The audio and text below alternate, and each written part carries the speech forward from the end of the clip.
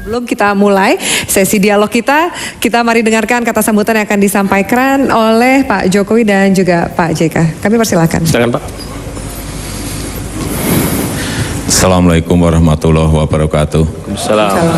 Selamat malam, salam sejahtera bagi kita semuanya.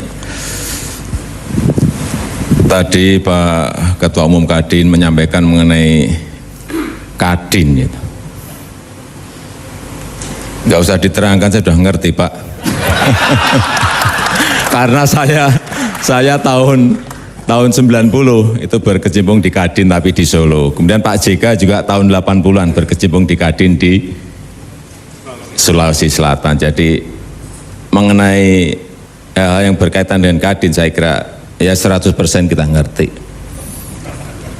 Kemudian yang kedua, ini saya akan menyampaikan hal yang berkaitan dengan pembangunan ekonomi Indonesia. Menurut saya kita ini mempunyai potensi yang sangat besar, punya kekuatan yang sangat besar. Hanya keputusan lapangannya ini yang sering terlambat. Oleh sebab itu ada 3 hal yang penting yang tadi sudah disampaikan oleh Pak Gembong, Pak Ketua Umum. Menurut saya yang pertama bukan di infrastruktur, yang pertama adalah di pembangunan, yang pertama di pembangunan manusia. Nomor pertama. Kenapa di situ? Karena dengan pembangunan manusia yang baik nanti akan memunculkan sebuah produktivitas, akan memunculkan sebuah etos kerja, dan itulah nanti goal terakhir yaitu daya saing kita akan lebih meningkat. Kemudian yang kedua, ini masalah infrastruktur. Infrastruktur itu sekarang ini di lapangan, yang saya baca adalah masalah-masalah yang berkaitan dengan pendanaan. Yang kedua masalah yang berkaitan dengan perizinan. Yang ketiga adalah yang berkaitan dengan pembebasan lahan. Inilah peran pemerintah yang harus mendorong sehingga penyelesaian infrastruktur yang ada itu bisa diselesaikan dengan cepat, baik yang berkaitan dengan jalan, yang berkaitan dengan pelabuhan, baik yang berkaitan dengan listrik, itu sebetulnya mudah-mudah asal lapangannya diketahui dengan baik. Yang ketiga adalah masalah yang berkaitan dengan regulasi. Ini penting. Regulasi. Banyak perda yang tidak pro pada dunia usaha, banyak perda yang tidak pro pada investasi. Peraturan pemerintah di tingkat atas juga sama. Ini yang harus dipotong. Baik. Ya. Sudah, silakan. Terima kasih.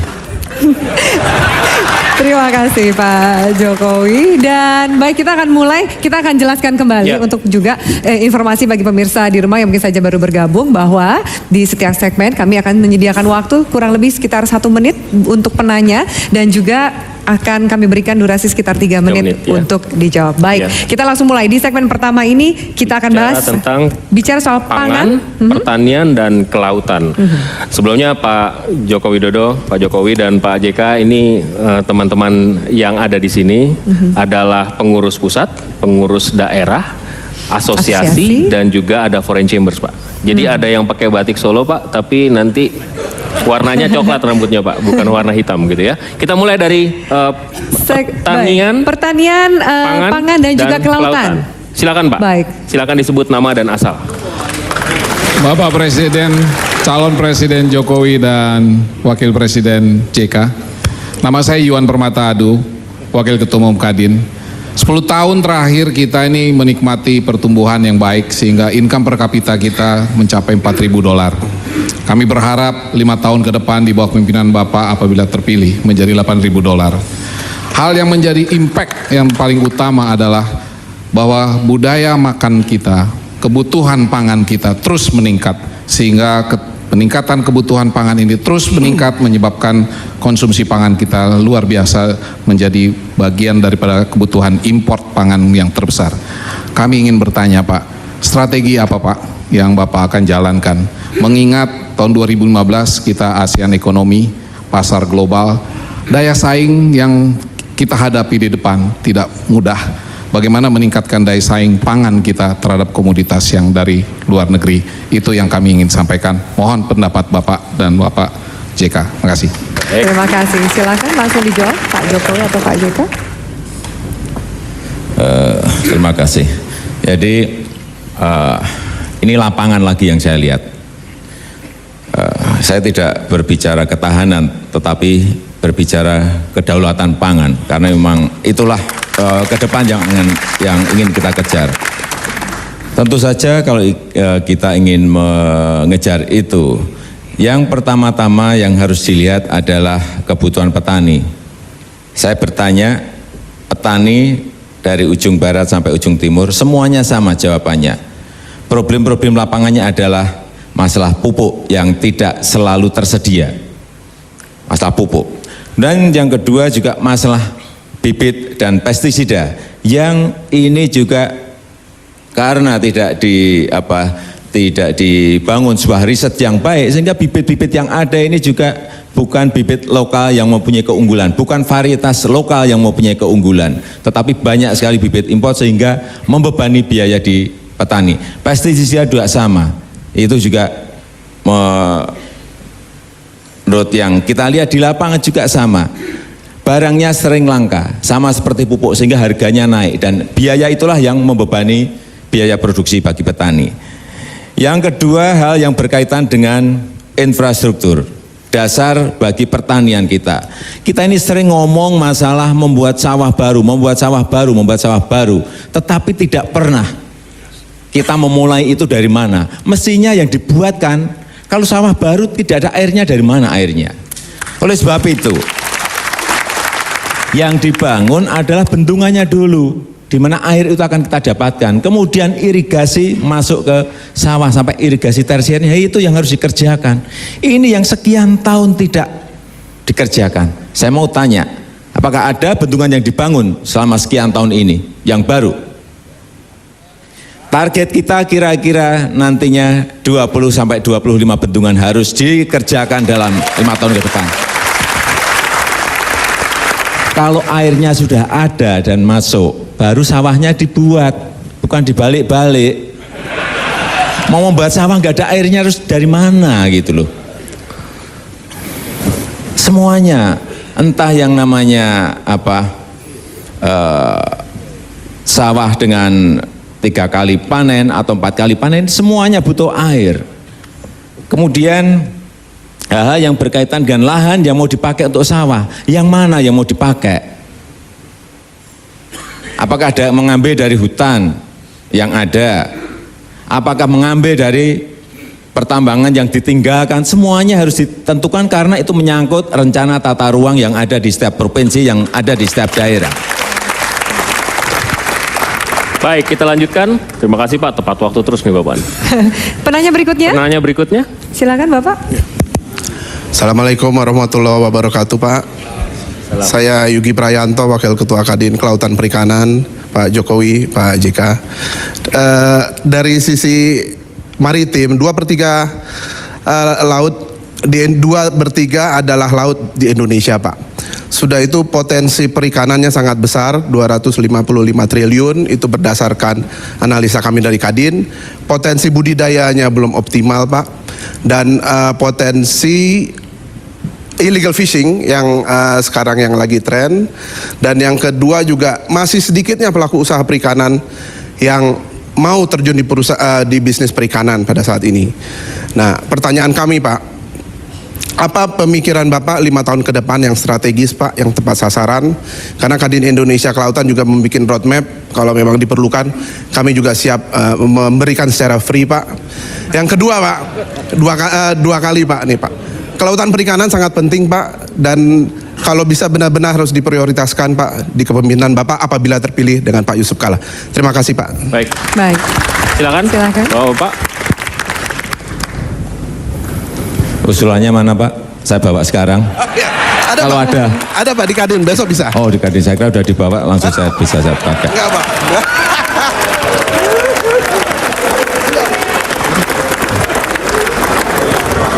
Enggak, saya hanya ingin menyampaikan, bahwa usulan-usulan yang berasal dari Kadin itu biasanya usulannya konkret dan dibutuhkan lapangan, itu aja.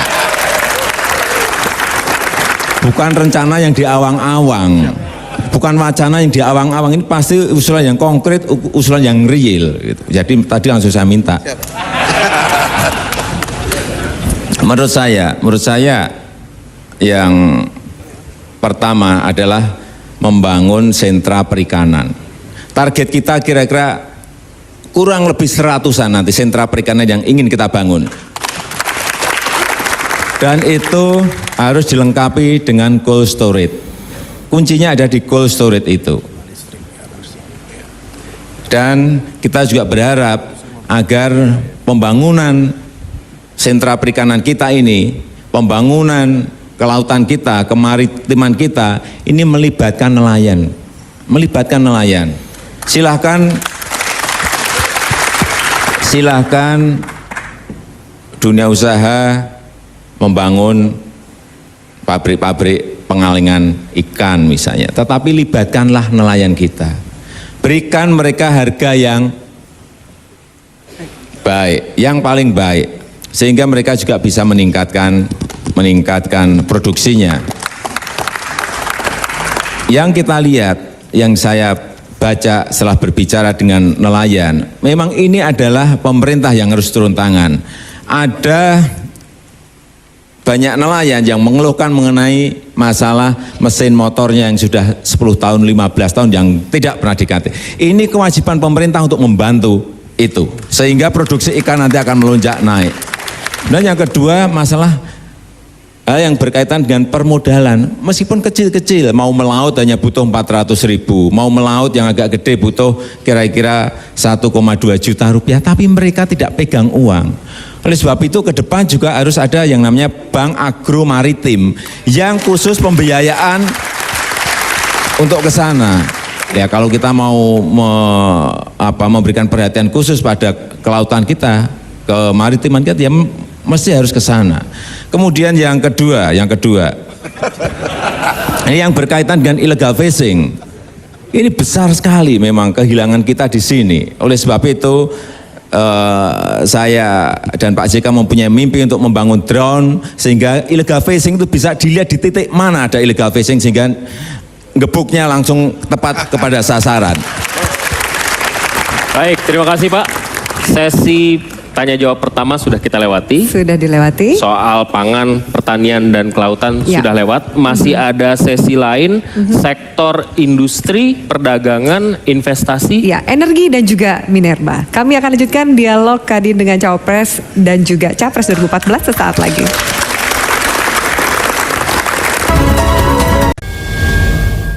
Bel, silakan. Pak Ini sih Rahmat. kita udah kenal pasti. Silakan Pak. Bapak Jokowi dan Bapak Yusuf Kalla, Capres dan Cawapres yang saya hormati. Kadin mencermati saat ini sektor industri nasional dalam kondisi memprihatinkan. Tingkat pertumbuhan industri rendah, daya saing di pasar ekspor melemah, dan pasar dalam negeri digempur produk impor. Lambannya pembangunan industri hulu yang strategis dan tidak adanya integrasi kebijakan antara industri hulu, menengah dan hilir, industri nasional terus mengalami ketergantungan import bahan baku dan barang modal, yang akibatnya terjadi defisit perdagangan yang tinggi di sektor industri, nilai tukar rupiah terhadap dolar AS, dan menjadi tidak stabil dan cenderung melemah. Untuk itu dibutuhkan kebijakan komprehensif dan harmoni untuk menekan ketergantungan import bahan baku dan menahan membanjirnya produk import ke pasar dalam negeri. Dengan demikian, pelaku industri mampu meningkatkan daya saingnya dan produktivitasnya untuk bisa bertarung di pasar ASEAN maupun global. Sebagai contoh, industri berbasis budaya dan ekonomi kreatif.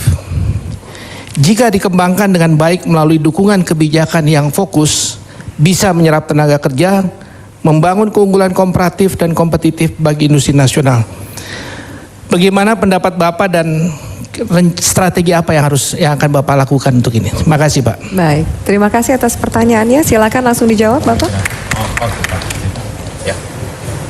Silakan Pak JK, gantian.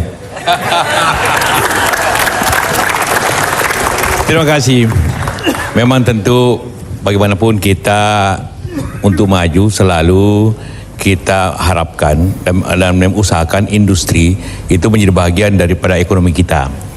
Apakah industri di bidang pertanian atau manufacturing dan sebagainya, karena inilah yang memberikan lapangan kerja yang banyak, yang cukup untuk kita semuanya dan peningkatan ekonomi. Memang banyak halangan. Kita sudah paham semua sebenarnya, sudah seminar ratusan seminar dan rapat tentang itu, yaitu infrastruktur, listrik, bunga mahal, birokrasi, sumber daya manusia. Sebenarnya satu persatu kita bisa selesaikan. Infrastrukturnya bukan hal yang sulit sekali sebenarnya. Waktu minta maaf ini, zaman saya kita bangun 10.000 megawatt, mestinya tiap 3 tahun dibangun 10.000. Tapi minta maaf cuma sekali, begitu saya tidak di pemerintah berhenti stop lagi, akhirnya mati lampu lah Jakarta. Ya, akhirnya mau apa kita kalau tidak listrik, mau cita-cita apapun, pulang ke rumah kan pertama dia colokan untuk kita punya handphone kan, apalagi industri. Jadi itu yang paling pokok di Indonesia ini, ketidakmampuan kita membangun listrik. Kalau jalan sedikit jelek masih ada kereta api, kalau listrik tidak apa. Jadi inti permasalahan di situ, di jalan kereta api, birokrasi yang baik tentulah itu paham semua kita semua, yang tentu kita akan mempercepat penyelesaiannya. Yang kedua tentu bagaimana sinkronisasi antara hulu dan hilir. Yang lebih penting lagi sebenarnya bagaimana memanfaatkan pasar dalam negeri yang besar ini, dan juga karena itu dibutuhkan logistik yang baik. Pak Jokowi selalu mengatakan tol laut, orang sering salah paham, dikira mau bikin jalan di laut, berarti tidak. Bagaimana transportasi itu baik seperti itu. Begitu juga yang lainnya tentu menjadi harapan kita semua. Prinsip pokoknya ialah itu pada infrastruktur dan entrepreneurship. Pengusaha saya yakin Kadin tidak semuanya selalu mengkritik, juga harus kita mengkritik diri sendiri. Kalau ikan dicuri dong, kenapa dicuri? Karena kita tidak ditangkap, itu kan masalahnya juga. Tapi kembali lagi ke listrik dan teknologi, jangan lupa. Soal pangan tadi, itu karena input teknologi harus banyak di situ. Di situ dibutuhkan riset dan sebagainya sehingga memudahkan. Pak Jokowi berpengalaman industri kreatif. Bapak berakhir menjelaskan di Solo. Silakan Pak, masih ada waktu 30 detik. Ya, industri kreatif saya kira kita mempunyai sebuah potensi kekuatan yang luar biasa. Anak-anak muda kita di sisi animasi, game yang nggak pernah kita lihat oleh yang lain-lainnya. Game, animasi, video, desain produk, kemudian juga seni pertunjukan, seni film. Ini juga kekuatan kita, tetapi tidak pernah secara khusus kita berikan ruang yang baik oleh pemerintah. Baik. Kita lanjutkan penanya kedua. Silakan penanya berikutnya. Pak. Kalau bisa strict dengan waktu, mohon maaf karena waktu kita terbatas. 1 menit, Terima silakan kasih. Bapak. Selamat malam, Bapak Joko Widodo, Bapak Yusuf Kala. Nama saya Nonami, Ketua Jakarta Japan Club. Kami perusahaan Jepang berharap pemerintahan baru tetap mendukung kegiatan usaha kami supaya kita bisa sama-sama maju sebagai mitra sejati. Pertanyaan saya, prioritas dukungan Bapak untuk mengembangkan investasi seperti impor atau hilirisasi atau yang bertumpu kepada padat kerja. Dan pandangan Bapak melihat plan foreign direct investment dikaitkan dengan tanda kutip proteksionisme serta penciptaan lapangan kerja. Terima kasih banyak. Terima kasih. Silakan Bapak.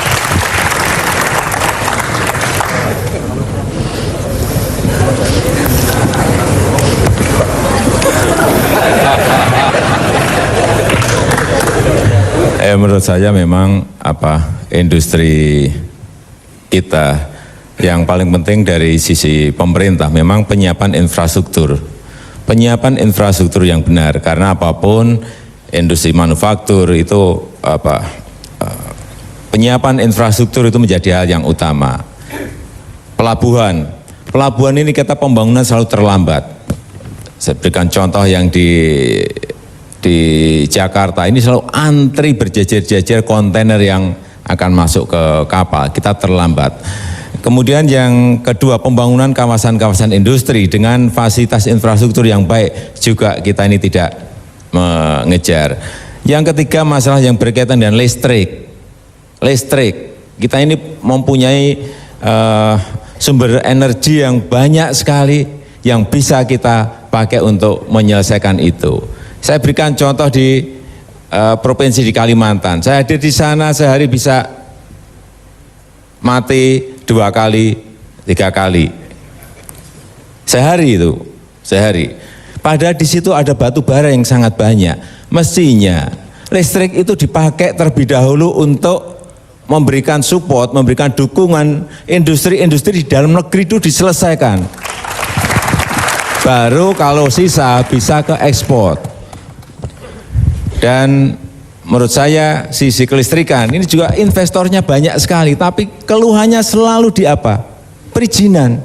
Baik perizinan di daerah maupun perizinan di pusat. Ini ruwet sekali, ruwet.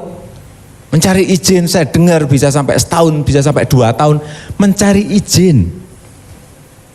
Mestinya yang namanya pelayanan terpadu satu pintu dengan sistem online ini bisa dilakukan. Sehingga izin-izin itu bisa dari rumah dilakukan. Kenapa kita harus ketemu dengan orang terus?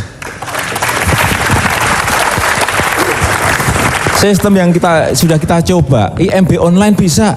Bapak mau izin IMB dari rumah bisa. SIUP TDP, apalagi? Izin itu apa sih? Satu lembar kertas, ada tulisannya, ya kan? Kemudian nama, alamat, industrinya apa, ya kan? Kemudian ditandatangani. Ini kan sebetulnya 1 menit, 2 menit itu cukup, udah pernah saya coba kok. Ini hanya masalah niat pemerintah, kemauan pemerintah, mau atau tidak mau. Niat atau tidak niat. Pengalaman yang sudah kami lakukan, bisa semuanya dilakukan. Itu. Kalau nggak niat ya sampai kapanpun ya akan seperti ini terus. Terima kasih. Baik, masih ada 1 giliran lagi kami berikan kepada penanya, silahkan. Ya, Silakan. selamat malam Pak Jokowi, Pak JK. Nama saya Kahlil Rauter, saya Chief Economist di Bakri Global Ventura. Terkait dengan BBM dan sumber daya alam, saya ada 3 pertanyaan. Mohon pendapat Bapak-Bapak. Pertama mengenai konversi BBM ke gas yang belakangan ini sepertinya makin mendesak. Kedua adalah pembangunan kilang processing minyak di dalam negeri yang kapasitas kita sangat terbatas. Dan yang ketiga adalah insentif yang bisa diberikan untuk pembangunan smelter mineral yang sekarang dilarang ekspor. Terima kasih. Yang ini biar Pak JK, karena yang minyak tanah ke LPG dulu Pak JK, silahkan Pak. Ya, kita sudah pengalaman konversi bukan hal baru. Kita mempunyai rekor di dunia untuk merubah gaya hidup 56 juta kepala rumah tangga dari memakai minyak tanah ke LPG dalam waktu 3 tahun. Tidak ada negara-negara yang bisa seperti itu. Jadi intinya selama kita mau, selama kita yakin, selama kita bisa mempush, bisa jadi. Sekarang yang kedua yang harus konversi memang industri, transportasi dan juga energi listrik sendiri. Kita punya BBM memang impor banyak. Akibatnya karena tidak ya terus terang saya pemerintah mungkin sudah puluhan kali rapat seminar tapi tidak ada yang berjanji. Tiap menteri janji akan bikin ini tapi tidak ada yang kelar juga. Jadi kita yang dibutuhkan sebenarnya ialah target waktu kapan dikonversi infrastrukturnya, pipanya, receiving terminalnya dari Bontang ke ini, atau dari Papua ke sini atau dari mana. Yang kita ingin tapi tidak pada bikin receiving terminal, tidak pada pemipaan terbatas. Kemudian juga tidak ada uji coba yang betul. Teorinya harus gratis konversi itu kepada kendaraan contohnya, karena itu yang terakhir CNG dan LNG. Jadi yang paling penting di sini kapan dilaksanakan, siapa bertanggung jawab, laksanakan schedule-nya. Kami akan laksanakan itu dalam waktu 3 tahun akan mudah dikonversi semua di Indonesia tanpa perlu dengan pengalaman yang ada.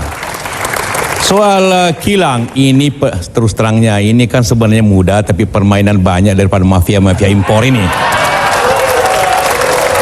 Mafia ini yang main ini. Sehingga selalu menghalangi, tidak bisa. Apanya tidak bisa? Uang ada tanah, ada kebutuhan. Jadi ini yang pertama harus kita selesaikan. Waktu tahun pertama, Pak ya, kita bikin kilau biar mafia itu ayo mati untuk menjalani itu semuanya. Soal insentif itu bagaimanapun. Tapi yang penting ialah jangan negeri ini habis tanah airnya untuk diekspor secara raw material. Habis lahan di Kendari, habis lahan di Kalimantan, bolong semua hanya diangkut tanahnya keluar. Pokoknya smelter harus jalan, tidak ada penundaan. Karena hanya itu yang bisa menyelamatkan bangsa ini daripada kerusakannya, dan hanya ini yang bangsa bisa menaikkan value daripada tanah air kita. Kita jangan diperbanyak lagi dengan segala macam alasan. Tidak ada boleh mundur di sini. Anda siapkan? Itu. Jadi pilih nomor. Maksudnya begitu. Lupa ini bukan malam kampanye, tapi itu negeri harus begitu. Sebagai pengusaha kita sadar bahwa kita tinggal tanah air ini, kita bersama-sama. Kita juga melihat tanah air bukan hanya separuh-separuh, sepenggal-sepenggal, tapi secara total. Terima kasih. Baik, terima kasih. Tadi sudah diangkat sedikit soal infrastruktur, Vito. Nanti kita akan perdalam lagi mengenai infrastruktur dan juga pengembangan ekonomi daerah sesaat lagi. Tetaplah bersama kami.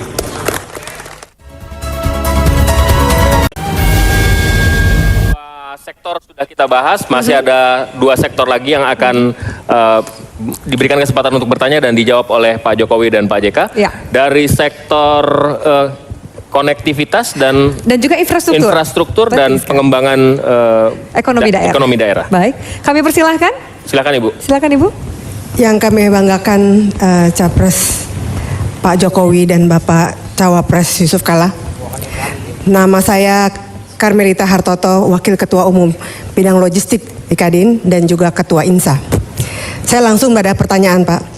Bagi dunia usaha, masalah infrastruktur dan konektivitas merupakan hal yang kritis dan sangat mengganggu kelancaran transportasi. Secara kasat mata, kita melihat kemacetan terjadi di mana-mana. Angkutan laut yang strategis untuk mendukung konektivitas kurang mendapat perhatian pemerintah. Kendala legalitas monopoli oleh BUMN, subsistem yang tidak terintegrasi, terbatasnya pembiayaan, tarif pemerintah yang kurang layak, dan tidak adanya insentif investasi menjadi bidang ini berkembang lambat dan menjadi salah satu penyebab rendahnya daya saing nasional. Kadin mengharapkan peran swasta yang lebih besar dalam membangun infrastruktur. Oleh karenanya, pemerintah diharapkan memberikan terobosan berupa perubahan peraturan maupun kebijakan baru agar dapat memberi peluang lebih besar kepada swasta. Pertanyaan Anda, Ibu? Ya. Apakah program kunci Bapak untuk memperbesar peran swasta dalam membangun infrastruktur pelabuhan dan bandara? Dalam program tol laut yang pernah Bapak sampaikan, kami mohon dielaborasi agar tidak ada kesalahan interpretasi. Menurut kami persoalannya bukan masalah kapal besar yang harus mondar-mandir, sebaiknya diperbaiki akses pelabuhan, atasi pusat produksi tidak merata, tarif pelabuhan yang terus meningkat karena bicara kapal adanya di angkutan. Kami siap. Baik. Terima kasih atas pertanyaannya. Silakan langsung dijawab. Terima kasih. Jadi mestinya kalau APBN kita tidak cukup, dunia usaha, swasta harus diberi kesempatan untuk membangun infrastruktur yang ada di negara ini. Yang saya sampaikan adalah mengenai, sering saya sampaikan, ini tol laut.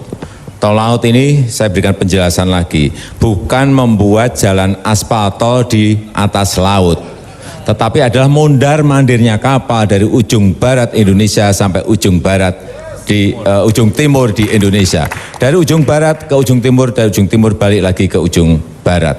Karena apa? Yang saya lihat fakta-fakta di lapangan memang ongkos transportasi kita ini mahal.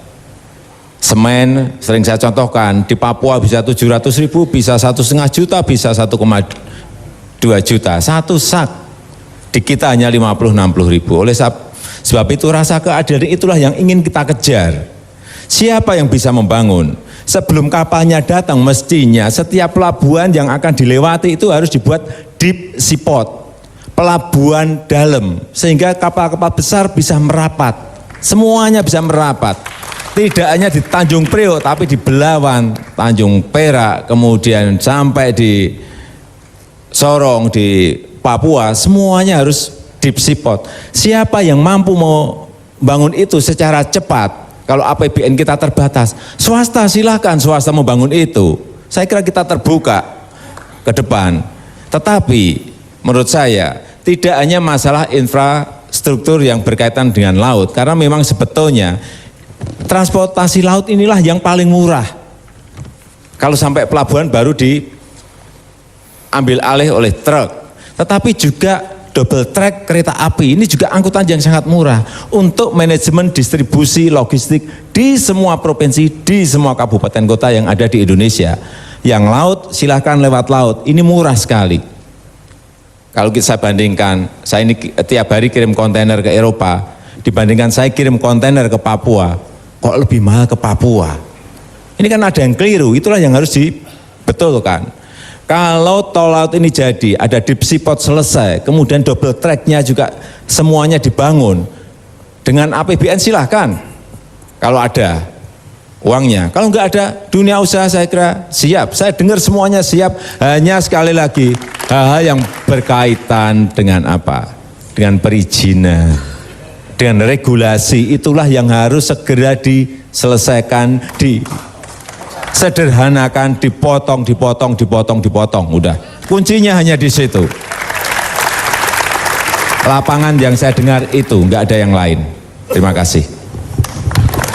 Baik, kita lanjutkan pertanyaan kedua, silakan Pak. Selamat malam Pak Jokowi dan Pak JK. Saya Didi Suwondo, Wakil Ketua Umum Bidang ICT. Mengenai pendanaan lagi. Bangun kalau nggak ada duitnya jadi sulit. Ada duitnya tapi dari perbankan komersial Pak untuk bangun infrastruktur yang mahal. Sehingga Kadin mengusulkan adanya bank pembangunan infrastruktur yang berdana murah sehingga loan bunganya bisa murah. Dan yang kedua Pak, usul yang kedua, kalau sampai nanti Bapak sukses menjadi Presiden dan Wakil Presiden, Kadin usul ada koordinator pembangunan infrastruktur.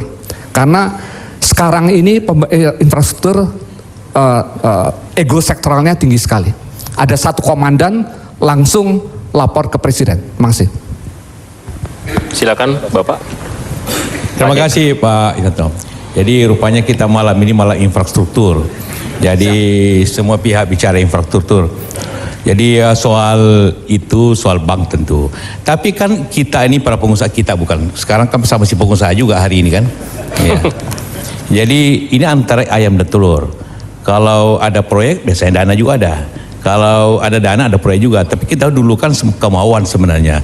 Kalau masalah dana sekarang kan Indonesia terbuka, jadi bukan saja dalam negeri, luar negeri juga bisa sebenarnya, selama visible proyek itu. Kalau kita berbicara tentang infrastruktur, tentu ada yang visible dan tidak. Kalau yang tidak visible, biar pemerintah kerjakan. Secara bisnis tidak visible, walaupun secara ekonomi tidak visible. Kalau swasta harus bisnis visible, kan gitu kan intinya. Jadi tentu dibagilah. Jadi pertama kita berikan kesempatan swasta dulu, yang mana dimaksud visible secara bisnis. Mau pelabuhan silakan, mau listrik silakan, mau apa, nanti yang tidak visible secara bisnis, tapi visible secara ekonomi, itu harus pemerintah mengerjakan seperti itu.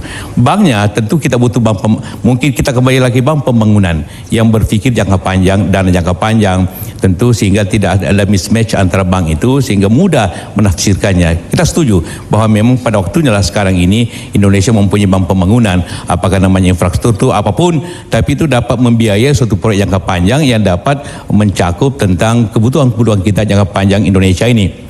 Kemudian masalah mengkoordinasi. Sebenarnya pemerintah tuh ada Menko-nya. Kalau ada lagi koordinator, tambah sulit negeri ini. Toh koordinator itu ada di Menko sebenarnya. Jadi kalau sekarang ini tidak jalan, tanya Menko aja dong, kenapa tidak jalan kan? Ya dong. Masa ada koordinator dasar koordinator? Tanya Menko-nya dong, siapa Menko-nya dulu kan? Kenapa tidak jalan itu? Kenapa konektivitas tidak jalan? Kenapa semua listrik turun? Kenapa semua defisit turun? Tanya Menko-nya. Nah, kalau Menko-nya melanjutkan buat apa? Pasti gagal kan? Ya, itu sangat penting diketahui. Ya, kita tidak bisa bicara akan. Apa yang telah dilakukan? Zaman saya maaf 10.000 ada, jalan bisa jalan, tapi sekarang akan terus terjadilah turun terus. Kita menderita semua di sini kan akibatnya kan. Jadi masih mau menderita? Enggak, terima kasih. Baik, masih ada waktu Pak Jokowi mau menambahkan, silakan. Masih ada waktu 30 detik Pak. Ya, menurut saya bank infrastruktur itu sangat diperlukan. Yang pertama memang karena proyek ini adalah proyek jangka panjang. Kemudian juga insentif bunga mestinya juga harus diberikan. Karena sekali lagi ini adalah proyek-proyek yang jangka panjang sehingga dunia usaha mau masuk ke sana. Kuncinya saya kira hanya di situ. Terima kasih. Baik, terima kasih Bapak. Dan kita masih akan kembali dengan pembahasan dari sektor lainnya. Tadi juga diangkat soal pembiayaan. Kita akan lebih gali lebih dalam mengenai keuangan, pembiayaan tenaga kerja dan juga sektor UMKM. Sesaat lagi, tetaplah bersama kami.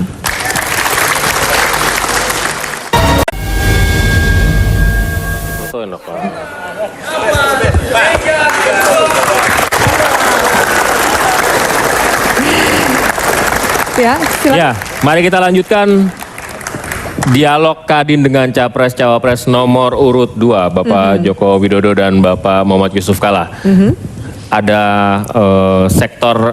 tiga sektor ya sudah kita bahas ya. Sekarang kita bicara tentang SDM, kita bicara tentang UMKM dan pembiayaan serta keuangan. Ya, kami persilakan giliran silakan Ibu. Selamat malam Bapak Joko Widodo dan Pak Yusuf Kalla yang saya hormati, calon presiden dan wakil presiden. Saya Putri Kawardani, Wakil Ketua Umum Kadin Indonesia bidang industri berbasis budaya. Untuk sektor usaha, daya saing itu merupakan salah satu modal supaya kita dapat bersaing secara dan menang secara internasional. Dan beberapa kendala yang kami hadapi adalah dari segi daya saing harga. Dan daya saing harga itu dipengaruhi oleh dua faktor utama. Satu yang tadi kita sudah bahas banyak Pak, infrastruktur, dan yang kedua adalah suku bunga atau interest rate. Apakah nanti apabila Bapak berdua terpilih, di dalam pemerintahan Bapak akan ada lembaga khusus yang memikirkan bagaimana mengembangkan dan memajukan sektor satu infrastruktur, tadi Pak Jokowi sudah menjawab itu. Kedua adalah produk-produk berbasis ekspor. Ketiga, industri kreatif, dan tentunya terakhir tidak lupa adalah industri di mana saya membawahi industri berbasis budaya. Terima kasih. Terima kasih Ibu. Silakan Bapak langsung jawab. Ya, ke depan memang Bank Nasional kita harus kita dorong untuk mencari dana-dana yang murah, terutama untuk mendorong industri-industri yang berkaitan dengan usaha-usaha kecil yang bisa didorong untuk masuk ke pasar ekspor.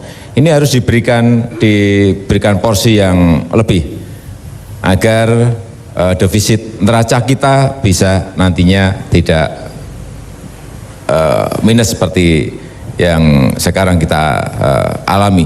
Saya kira kalau bank khusus untuk ekspor, sekarang ada bank ekspor, sudah ada bank ekspor import, sudah ada. Itu yang paling penting, bank ini yang didorong untuk mencari dana-dana yang murah dari luar dan memberikan insentif khusus kepada industri-industri kreatif yang berbasis budaya.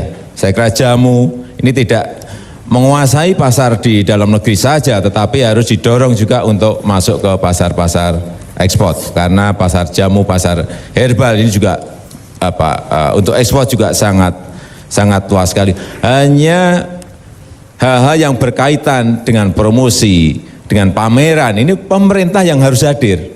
Negara harus hadir di sini. Kalau itu bisa dibuka oleh pemerintah, terutama untuk negara-negara yang non-tradisional dan mereka mempunyai pasar yang baik untuk kita masuk, kenapa tidak? Banyak sekali industri-industri kerajinan di kampung-kampung yang mempunyai kualitas yang baik, baik yang berkaitan dengan tas, dengan handicraft, dengan mebel yang bisa masuk ke sana banyak sekali. Juga jamu, saya kira pasar sangat terbuka. Tetapi peran pemerintah, peran negara dalam memasarkan ini juga harus ada selain insentif di bidang bunga bank. Dan menurut saya ke depan dubes-dubes kita ini harus betul-betul diproduktifkan. Mereka tidak hanya berdiplomasi di bidang politik, tetapi 80%, 90% harus diplomasi dagang yang mereka harus ketahui. Mereka harus tahu potensi di setiap daerah itu apa, harganya berapa, siapa yang harus ditelepon langsung dari negara yang mereka ditempatkan. Dan mereka harus bisa bernegosiasi, mereka juga harus bisa bertransaksi, dan mereka juga harus berani memutuskan harganya seperti apa, tapi tentu saja telepon dulu ke perusahaan yang bersangkutan.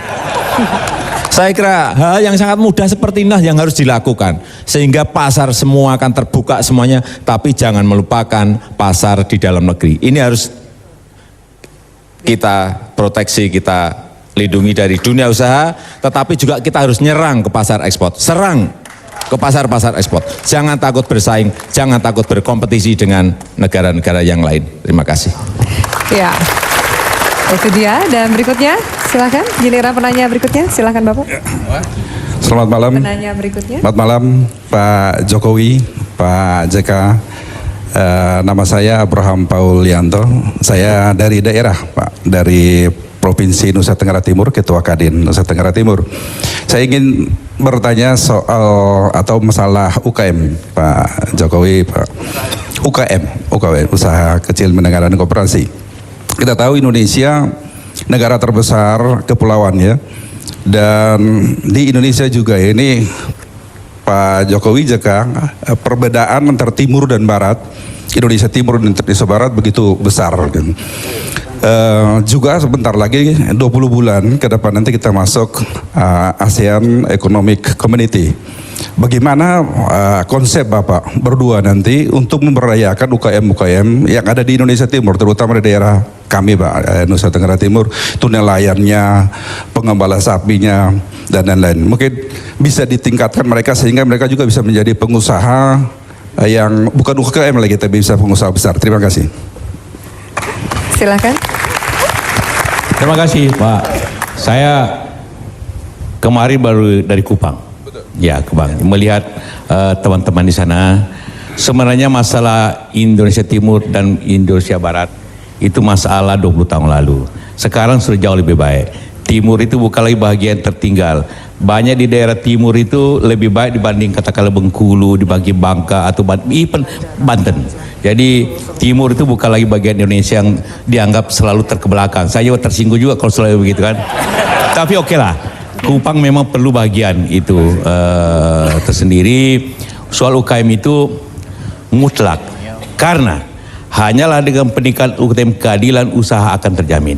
Hanyalah dengan UKM ditimbulkan maka timbul pengusaha besar yang akan datang. Karena tidak ada pengusaha besar jatuh dari langit, semua dari UKM. Jadi kalau ingin tumbuhkan banyak pengusaha entrepreneur harus mulai dari UKM. Dan tingkat keadilan kita sekarang 0,42 itu berbahaya. Itu artinya adalah pemerintah harus akan kita berikan insentif yang besar, bunga murah, dan juga banyak hal-hal yang bersangkutan sehingga UKM di mana pun bisa maju. Seperti di NTT, Begitu lama sapi menjadi bagian daripada kehidupan masyarakat, garam kehidupan masyarakat, cendana kehidupan masyarakat, menteng kehidupan masyarakat, dan lain-lainnya. Itu harus mendapat bahagian daripada upaya kita semua meningkatkan hal itu, dimanapun itu berada. Atau coklat di Sulawesi yang selama ini menurun akibat banyak hal, tentu harus diperbaiki agar timbulkan keadilan masyarakatnya di sana. Begitu juga di Maluku, ataupun di Jawa ini kerajinannya. Jadi jangan, UKM bukannya simbol daripada ketidakmampuan, tapi UKM adalah simbol keadilan. Jadi apabila UKM tidak bertumbuh, pengusaha besar harus tetap jalan, harus tetap, tidak berarti harus turun, tapi UKM harus dorong naik sehingga timbul pengusaha baru dengan segala insentif. Kita harus ada cross subsidi, jangan sekarang terbalik, justru bunga untuk UKM-nya lebih tinggi daripada bunga rata-rata. Ya, ini juga penting agar satu hal yang sangat penting, kita harus perbaiki sistem keuangan kita. Ini ada suatu malpraktik yang terjadi di sektor moneter, bahwa untuk mengatasi inflasi dengan cara menaikkan bunga. Dengan cara menaikkan bunga berarti menambah inflasi. Itu juga kesalahannya. Bunganya harus terus turunkan. Kalau perlu negara lah yang bertanggung jawab kepada bunga yang turun itu. Jangan tiap kali inflasi naik bunga, akhirnya menambah bunga, menambah inflasi tersendiri. Ini kesalahan total yang terjadi sehingga akibatnya UKM itu tidak berkembang karena itu. Dan sebenarnya kita ada program KUR itu harus terjalan seperti itu, harus ditambahkan malam-malam. Jadi sekali lagi, UKM jangan lihat kelemahan. UKM harus lihat sumber kekuatan bangsa ini untuk menjamin dia punya keadilannya, menjamin lapangan kerjanya, menjamin lapangan kerja, menjamin kreativitas dan sebagainya. Karena itu kita harus bersatu untuk itu semuanya. Terima kasih. Baik, terima kasih. Kita sudah selesai membahas dan mengulas serta memberikan kesempatan kepada Bapak dan Ibu sekalian dari sektor masing-masing untuk bertanya dan dijawab langsung ya. Tapi ini bukan merupakan akhir dari acara ini. Jadi masih ada sesuatu yang masih kita simpan? Masih ada sesuatu yang justru penting untuk ditahan. Biasanya yang terakhir itu yang enak biasanya. Baik, kita akan lanjutkan. Yang terakhir itu yang penting biasanya. Kita akan lanjutkan pemirsa, sesaat lagi tetaplah bersama kami di Dialog Kadin dengan Capres-Cawapres 2014.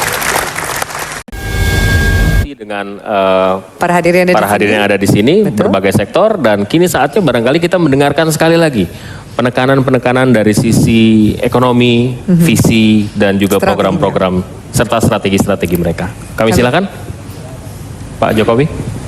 Terima kasih. Potensi kita untuk maju lebih cepat dengan pertumbuhan ekonomi yang lebih baik di atas 7%. Itu ada peluang yang sangat besar. Tadi jelas bahwa masalah-masalah yang ada, problem-problem yang ada sudah kita ketahui semuanya. Semuanya sudah tahu.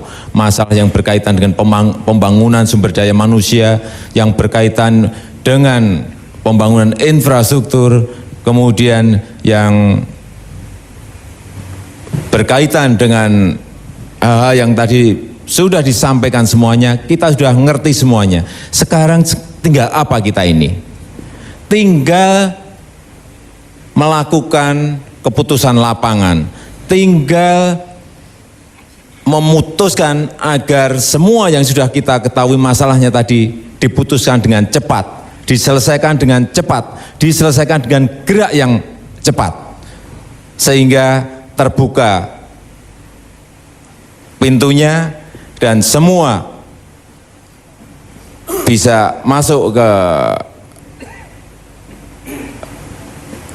masalah-masalah yang telah kita akan selesaikan tadi, dan dunia usaha mempunyai kesempatan yang besar untuk ikut membangun bangsa, negara, dan rakyat Indonesia.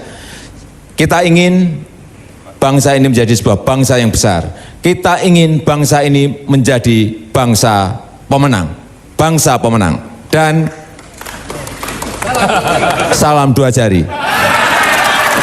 Wassalamualaikum warahmatullahi wabarakatuh. Salam. Silakan, masih ada waktu. Pak JK barangkali mau menambahkan. Baik, terima kasih.